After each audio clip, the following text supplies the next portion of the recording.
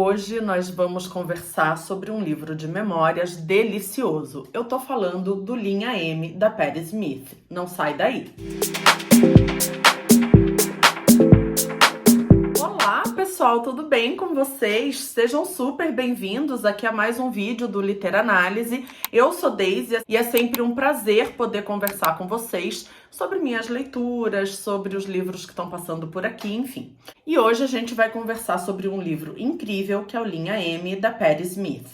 Eu acho muito difícil você aí nunca ter ouvido falar da Patti Smith, até porque um tempo atrás os livros dela ficaram bem conhecidos, muito falados aqui no BookTube.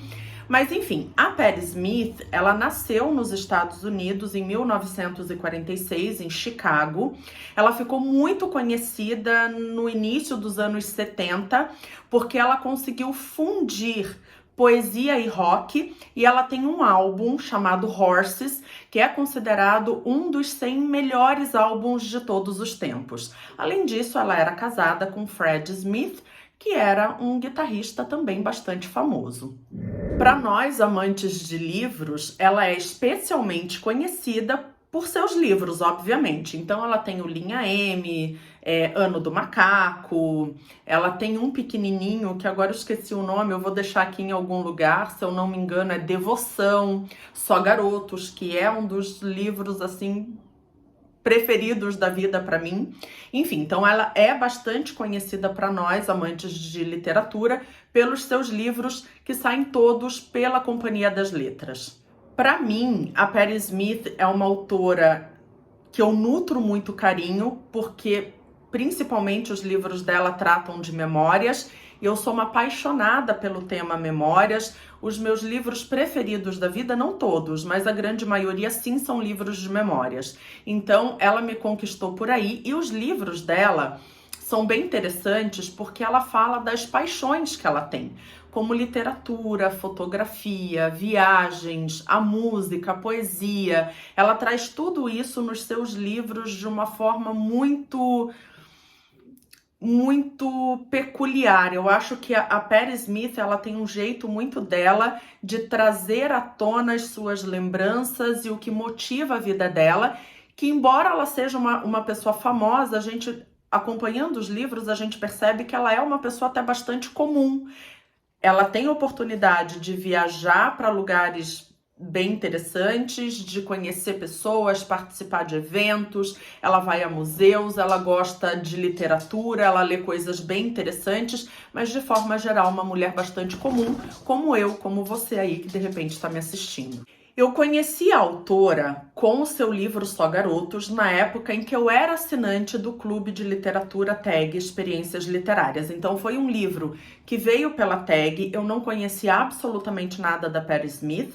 Era até um período em que eu não acompanhava muito o YouTube, e aí depois sim, eu cheguei num vídeo da Tati Feltrin, querida, né, que fez ali um vídeo falando de Só Garotos, de Linha M. Ela também gosta muito da Patti Smith, mas para mim esse primeiro contato com a autora foi na TAG Experiências Literárias. Eu cheguei ao livro dela sem saber de absolutamente nada e fiquei fascinada.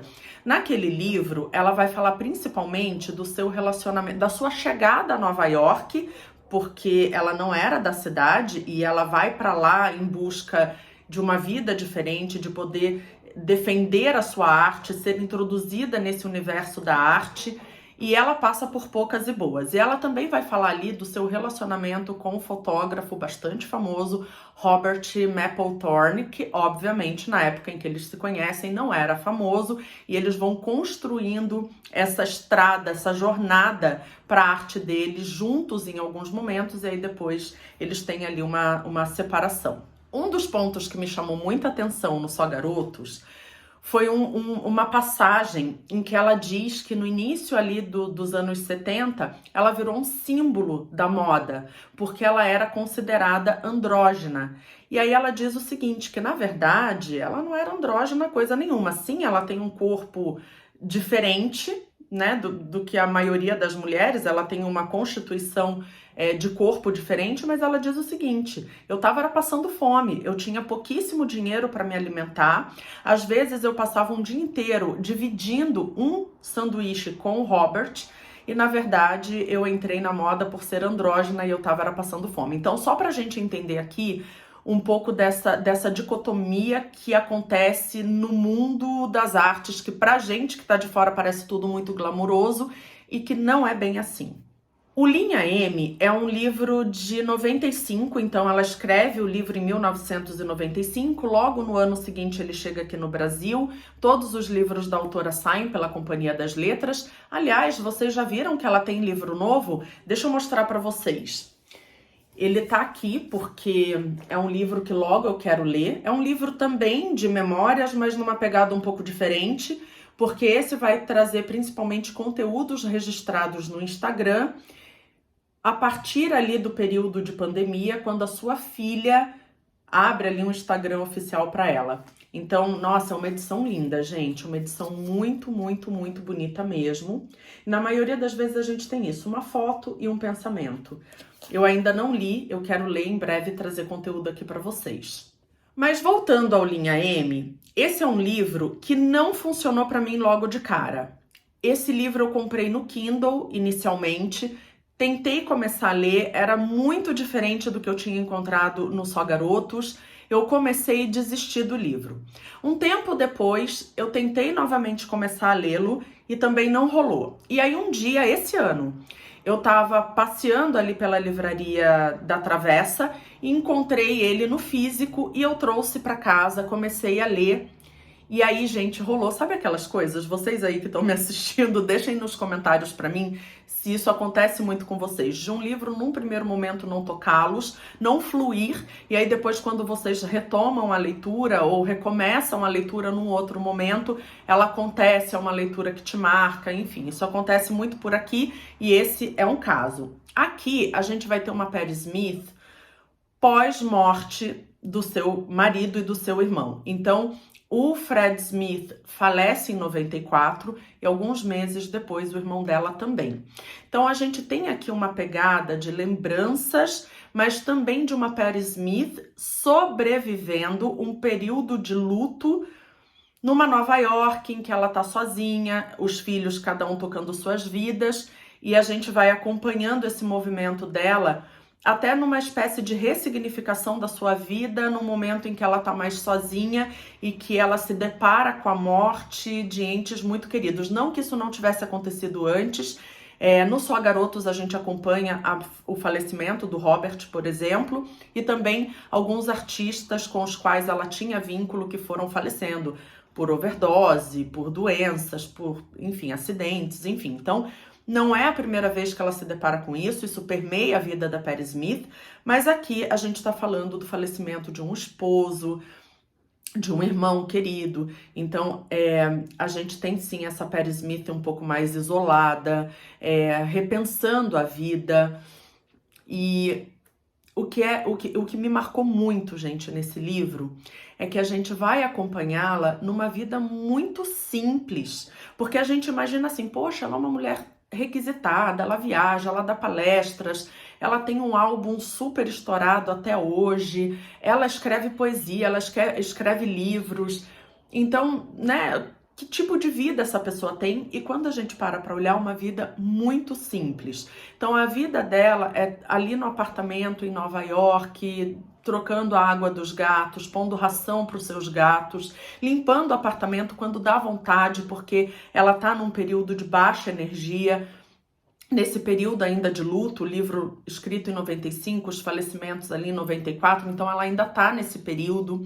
Os dias dela muito frios, um frio em Nova York, e ela põe o seu casaco bastante puído, inclusive, para ir até o Cafeíno, que é um café que permeia praticamente todo o livro, e ela senta ali numa mesinha que ela intitula como a mesa dela, e ela pede café, às vezes sopa, uma torrada, e ela fica ali lendo, escrevendo em guardanapos, e ela passa grande parte do dia dela dessa forma.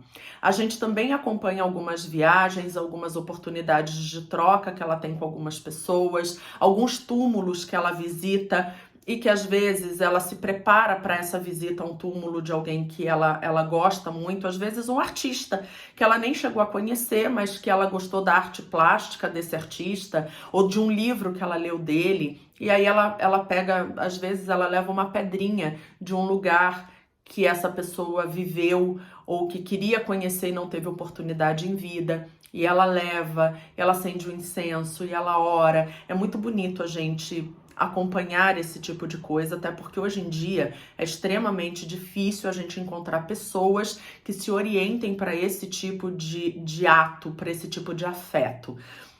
Então eu achei isso bem bacana. Além de tudo, a gente vai encontrar uma Patti Smith que passa pela cidade e por situações não muito agradáveis, mas opta conscientemente de olhar o copo meio cheio. E isso eu acho incrível, porque claro que a gente tem os nossos momentos, ela tem momentos em que ela só quer ficar na cama dela, muito quietinha, ou isolada ali no cantinho do café, com o cafezinho dela, com o livro dela, fechada no mundo dela. Obviamente ela passa por isso, mas um exemplo, ela um dia tá andando ali na rua de Nova York e um senhor para e não é exatamente um assalto, mas é uma coisa estranha, porque ele pede, mas é um assalto, obviamente, porque ele não dá muita opção dela não dar o dinheiro. Só que ela tem, sei lá, 22 ou 23 dólares no bolso, e quando ela tira e dá para ele, ele pega os 3 dólares e deixa os 20 com ela. E aí ela pensa assim, ela continua andando e ela fala, bom, tudo bem, eu tô 3 dólares mais leve. Então, é o que eu tô dizendo para vocês, ao invés dela se revoltar, ela opta em manter uma visão mais positiva, do copo mais cheio em relação a algumas situações. Provavelmente, aí óbvio que é uma inferência minha, eu não sei dizer, mas provavelmente porque ela já vem de situações muito difíceis, de rompimentos, de um período que ela precisa se reinventar. Então, se ela começasse a colocar mais peso nas situações difíceis da vida do que o necessário, aonde será que ela ia parar? Então a gente vai acompanhando todo esse processo da Patti Smith, e aqui tem um ponto muito importante, gente. Ela vai falar de livros, óbvio, mas principalmente de dois. Ela vai falar de Crônica do Pássaro de Corda, do Murakami, e esse é um livro que vai acompanhá-la basicamente durante todo o Linha M, até ela perder esse exemplar numa viagem, e aí ela vai entender que de repente aquele livro já tinha cumprido a função na vida dela, por isso ela o perde. Mas ela é uma pessoa, assim, bastante desligada. Ela perde muitas coisas, mas enfim, ela prefere identificar esse processo de perda do livro, desse exemplar específico, com muitas anotações, com marca de café, que para ela tinha toda uma memória afetiva dessa forma. E ela vai falar também de Detetives Selvagens, do Bolanho. E... enfim, são livros incríveis. Se você ainda não leu, acho que vale a pena. São 2 calhamaços, mas que são livros muito bons. E aí, gente, o que aconteceu? Ela fala com tanto amor de Crônica do Pássaro de Corda, e é um livro em que a gente vai acompanhar o senhor Okada. Eu li o livro, tá, gente? Tô falando aqui que nem uma doida, mas assim que eu terminei o Linha M, eu peguei o meu exemplar do Crônica do Pássaro de Corda, do Murakami, que também era um livro que eu tentei ler no passado, quase 800 páginas, não tinha rolado e dessa vez rolou, e puxa, logo mais eu trago para vocês a resenha dele aqui no canal. Mas enfim, gente, ali a gente tem o Sr. Okada, que é um jovem japonês de aproximadamente 30 anos, que vai passar por uma série de desventuras, um tanto oníricas, inclusive, né? Porque o Murakami tem essa questão do realismo mágico. Mas em um determinado momento, ele entra numa casa abandonada que tem um poço.